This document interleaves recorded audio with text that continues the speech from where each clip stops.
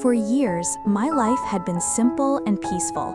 My husband, Mario, and I lived in a quiet neighborhood on the edge of town. Every morning, I would make him breakfast before he left for work, then I'd tend the garden or clean our small house. Our life wasn't luxurious, but it was full of calm moments that made me feel grateful. My name is Meguri, and this is my story.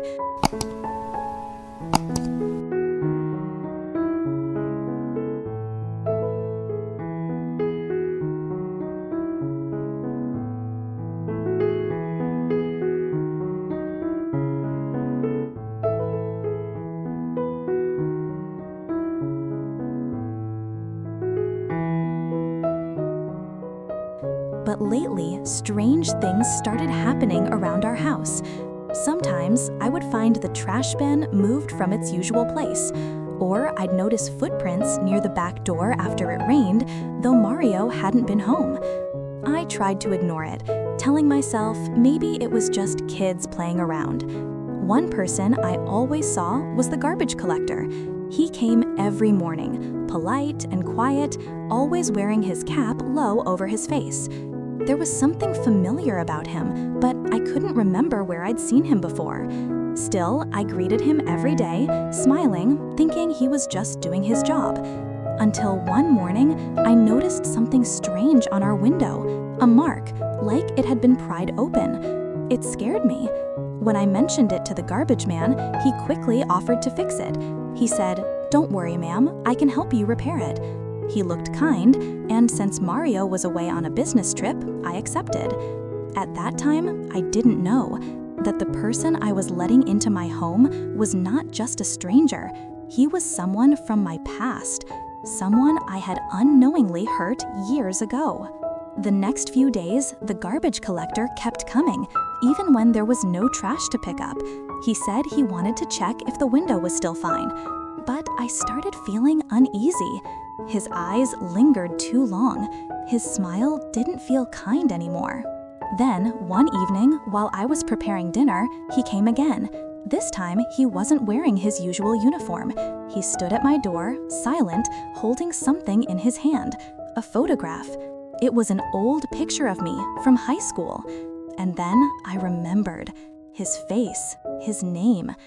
Yamamura, I whispered. 6 years ago, Yamamura was my classmate, a quiet boy, shy, and always sitting alone at the back of the class. I barely knew him, but 1 week after graduation, he came to my house and confessed his feelings to me. He said he loved me, that he wanted to marry me. I was shocked. I had already been dating Mario back then, so I refused him gently, hoping he would understand. He left that day without a word.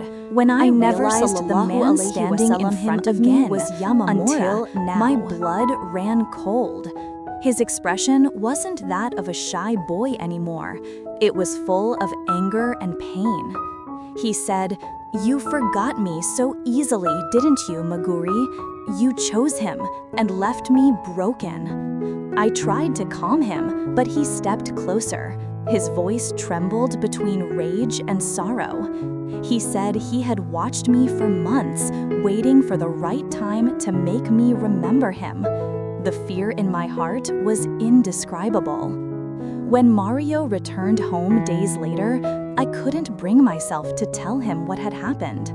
I just said I wasn't feeling well. But deep down, I was still haunted by Yamamura's words, by his eyes that were once filled with love and now burned with vengeance. That night, alayhi salam, I looked out the window. I whispered to myself, love should never turn into hatred, because once it does, it destroys everything, including the soul that carries it. And that was the story of Meguri, a woman whose quiet life turned into a nightmare because of a love she never returned. Sometimes, the past we try to forget can come back to test how strong our heart really is. What do you think about Meguri's story? Do you believe love can turn into obsession? Share your thoughts in the comments below. If you liked this story, don't forget to like, subscribe, and so turn you don't on miss the the notification bell. emotional storytelling on this channel. See you in the next story, and remember, love is beautiful until obsession takes its place.